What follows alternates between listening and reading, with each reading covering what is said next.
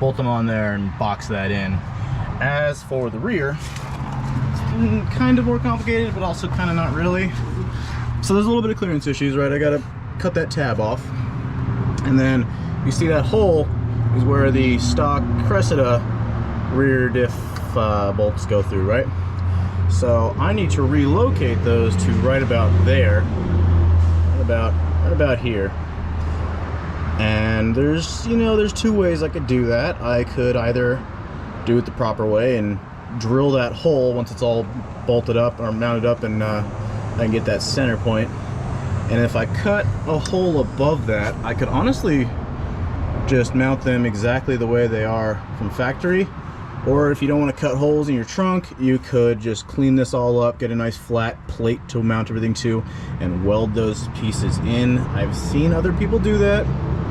I'm not saying that it is a bad thing to do, but personally, I'm not a big fan of it. I would rather have them just poking through the frame rails, just like how they do from factory, because like we know that works, right? They do that from factory, so it should work the same if I do it that way, in other words. So unless I cannot get up through here to cut a big enough hole up there to go through this area, then I'll do it that way, but I would prefer to do it the same as I did from factory. But first things first, I'm just gonna triple check everything. I'm gonna put the knuckles on just to make sure everything is exactly centered in the wheel well. I don't want to get the wheels all poked backwards or forward or anything like that. Then I'm gonna go ahead and cut those, jack this all the way up till it's flush with the frame rails. Try to drill those holes and see if I can't stick a stud down through there, and then cut those front pieces off and mount them, and then just box that in. And realistically, aside from a couple other very small clearance issues I'll run into, like I think right here is going to be a little bit of an issue, so I'm just going to kind of beat that in with a hammer. More than likely that'll probably be enough. If not, I'll notch it and box it. But honestly, I think after all that, subframe should be mounted. Everything should more or less work perfectly. I think it's even going to end up being level based on where the top of this is and the top of that. So here goes nothing. Hopefully this works out.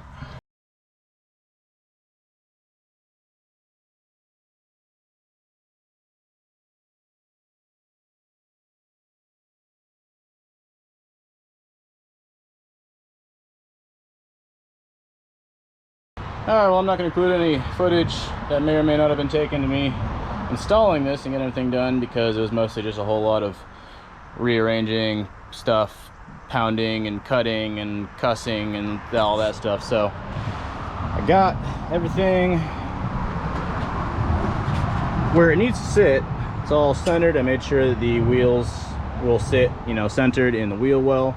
I also made sure that it's not, you know, different side to side. I made sure that it's, you know, in and out the correct distance on both sides.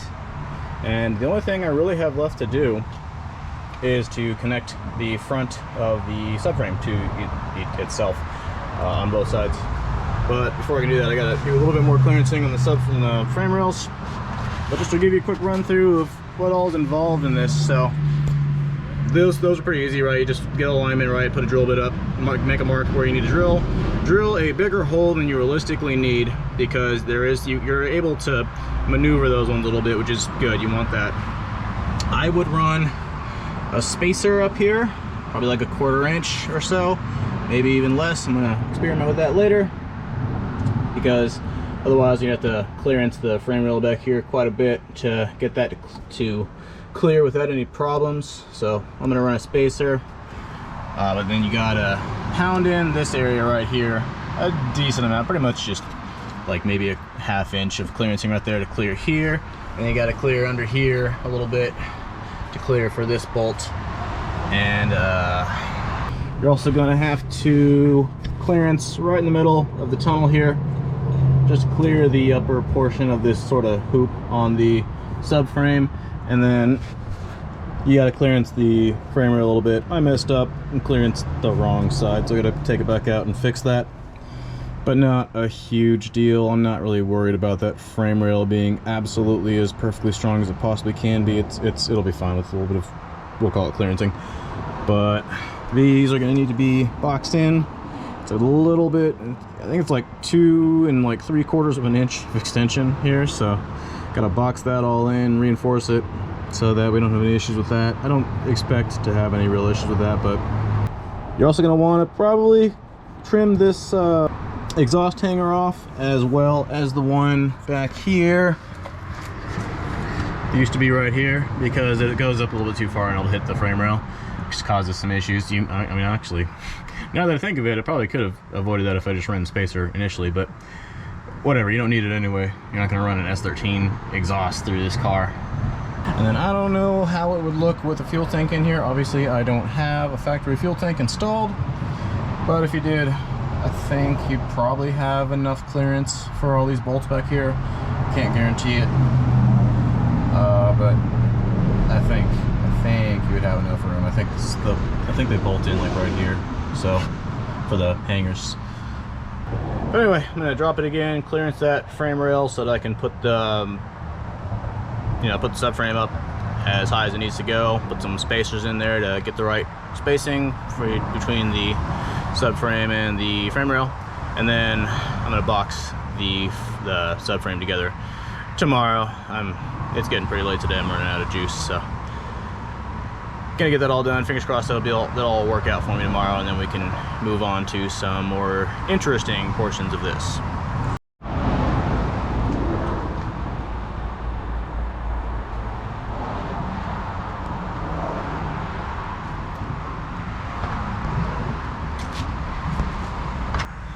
Man, what a day. Alright. Well, using these 3-inch wide pieces of 1/8-inch steel, finally finished boxing in the little extension pieces for the subframe. So now these are perfectly finished, welded up, ready to go. All I gotta do is clean them up a little bit and hit them with some paint and they'll be ready to go. I put in some little reinforcement tabs here and there, a couple on each side. You know, just give it a little bit more support. Figured it would help.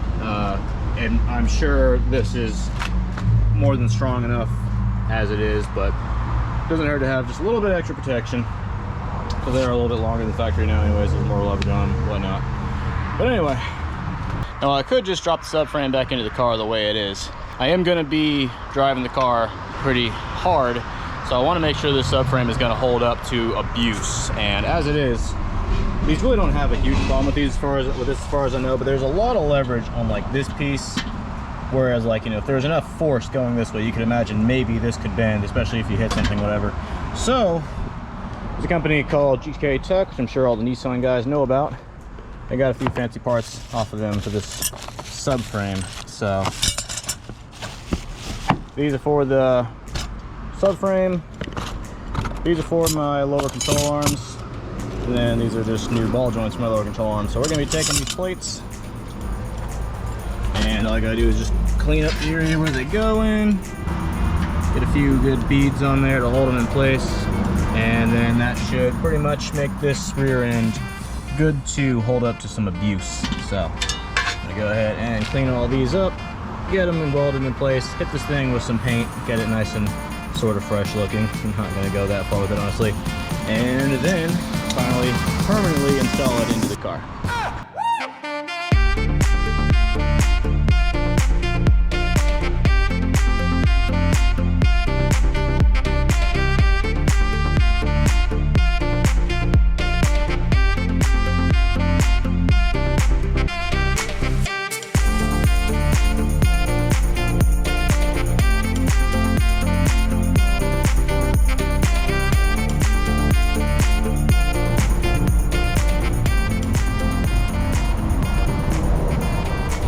Well, all finished up, completely reinforced. Got a fresh coat of paint over everything just to keep it from rusting up. And now that it's dry, I'm gonna go ahead and stick it in the car before the sun sets on me. And with that firmly fastened in place, I also got the lower control arms, which I also put some braces on, and then gave a nice coat of paint to, and then immediately ruined that by installing these GK Tech lower control arm ball joints without a press, but whatever, don't even really feel like fixing that. And then I also cleaned up the stock knuckles because they were all rusty and nasty, and gave them a fresh coat of whatever paint I had laying around, because I ran out of that. And so that is just Cast Blast, I'm pretty sure. It'll work, no one's gonna see it. And of course, to make use of all this new toe and camber adjustment that I've given myself, I'm going to be chucking these ugly stock arms and replacing them with these ISR Pro Series, I think, adjustable toe and camber arms.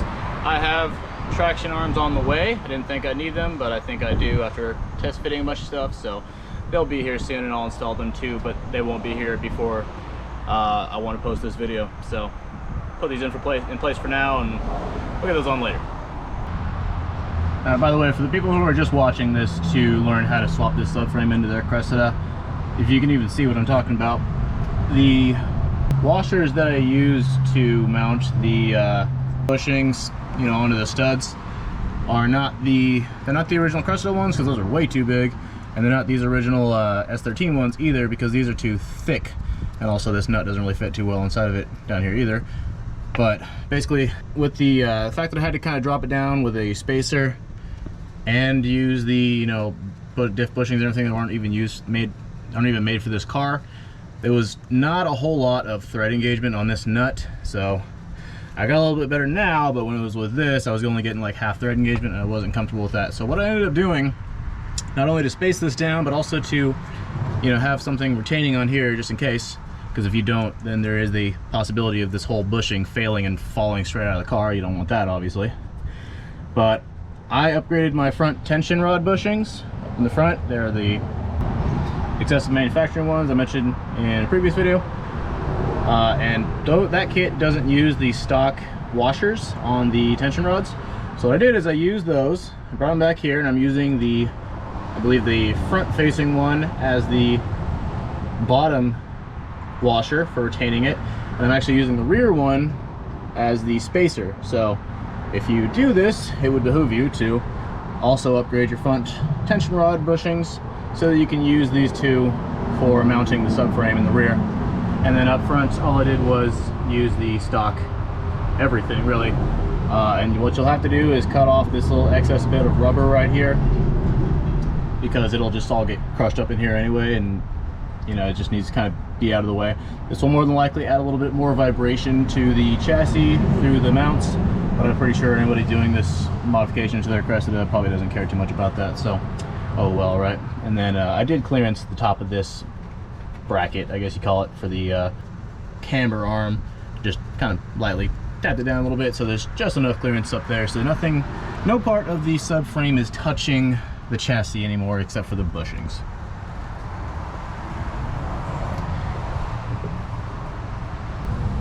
Alright, and with the adjustable ISR camber and toe arms installed, and the factory traction arms put in place just as placeholders, knuckles all bolted up, everything is all lining up pretty good.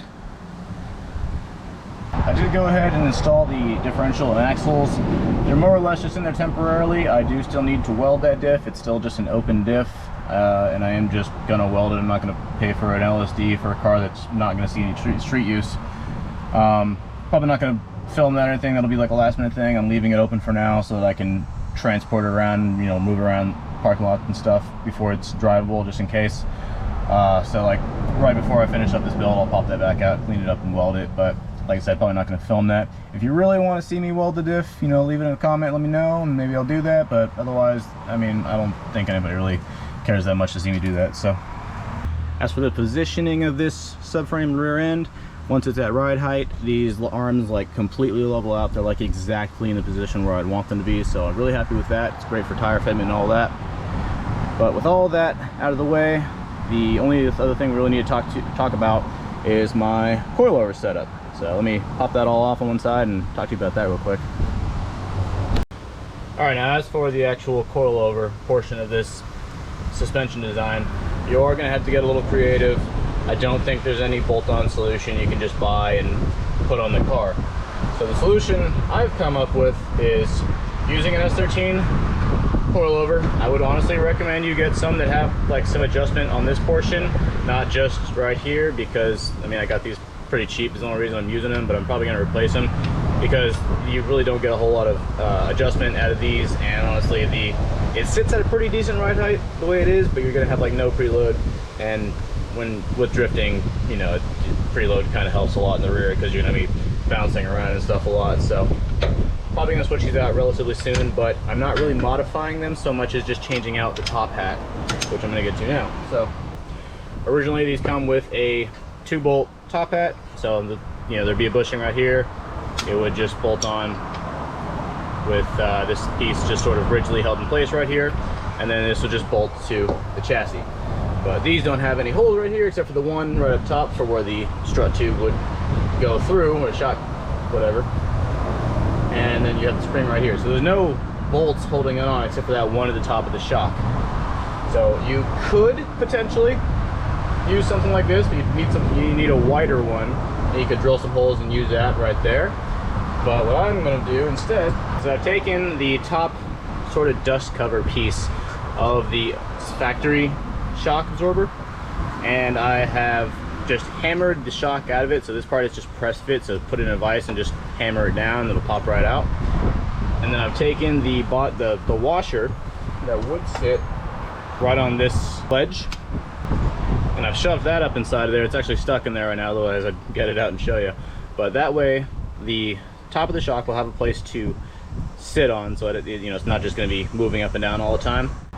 And then using the factory bushings, or if you want, you can get some upgraded polyurethane ones. I haven't looked into that yet anyway. I don't really think I even need to. But you'll use the factory bushings. They just sit on the top of this little piece right here, and that will sit right up in there with the coilover through it, just like that. So go open that hole and just bolt right up. And then once that's up in the hole like that, I cut it down to where it's, you know, not so long. I only need about like an inch or so of overhang. What I've ordered is some effectively giant washers. They're like 5 inches-ish with a 47mm hole in the middle for these to poke through. What I'm going to do is get it all installed, sort of just jacked up to be held in place, and put those washers right here. Try to level out the surface a little bit as much as I can, and it'll just be a large just surface for this top of the spring to sit on, so that way it's not just hitting the frame, it's got like a solid perch. And that way I can just tack that onto the tube, probably fully weld it too, honestly, but that way I'm not, you know, I've got a nice reinforced perch for the top of the spring to sit on. That'll absorb all the impact, and it'll be spread out all around this here, just this surface. And then all I'll have to do is just adjust the coilover up and down to where I want the ride height to be, and I think that'll work out just fine. I do know there's at least one other person using that same kind of design on their Cressida, and they say it works just fine. They've never had issues with it, and they do also drift their Cressida, so it should hold up to some abuse as well. Unfortunately, the factory springs that came on these coilovers are 7 inches, and they are massive for what I need here, so they will not fit at all. I've got these, I believe, 6-inch or possibly 5-inch springs. Yeah, they're like 5.5, 6-inch springs, and they barely work with this all the way bottomed out. So I got some 4-inch springs on the way that will hopefully solve my problems. I got some pretty stiff ones too. They're 20K springs. That way I'll have some adjustment there too, so I can go lower or higher if I want with some adjustment here, because hopefully these rings will sit more like right here. But anyway, aside from that, yeah, like these will bolt straight in. And I mean, I know Technotoy Tuning offers a like actual coilover design for the Cressida suspension. They're very expensive, and I'm pretty sure the bottom bushings on them will not work with the S13 knuckles. So I mean, if you want to try using those, do so at your own risk. They may or may not fit, but you might be able to just swap out the bushings. I don't know. But yeah, that's basically the design I'm going with. You're not going to have a whole lot of shock travel with that setup. You're only going to have about like 1.5 inches at most, which hopefully should be enough, but you know, we'll see when the time comes. But right now I don't have the springs that are short enough for this all bolt on, and I also don't have those pieces. I ordered them from Suncut 10. They should be here probably in like a week or two. So I'll install install those when I get them, but that's the setup I'm going with. It's pretty basic, but it should work. Also, you'll more than likely figure this out on your own, but this bolt normally would go through this way and the nut would be on this side. But if you do that, the bolt is actually too long and it will interfere with your shocks, so you're gonna have to put this bolt in this way before you put your shocks on, and then bolt up your shocks so that there's a little clearance right here. Other than that, everything fits and lines up pretty good, honestly. And with that all finished up, my rear and front suspension is officially finished. Officially have S13 rear suspension in an MX73 Cressida, which is awesome. Now I can get the trans and engine back in once they're all back from the machine shop and all finished up, and I can get a measurement for my drive shaft. But at this point I officially have what could be a roller if I took it off the jack stands. But before I do that, I should probably put some brakes on this thing. So I'll see you guys in the next one. Oh, and don't worry about my sway bar end links. New ones are on the way. Just an afterthought that I missed. So, very much temporary.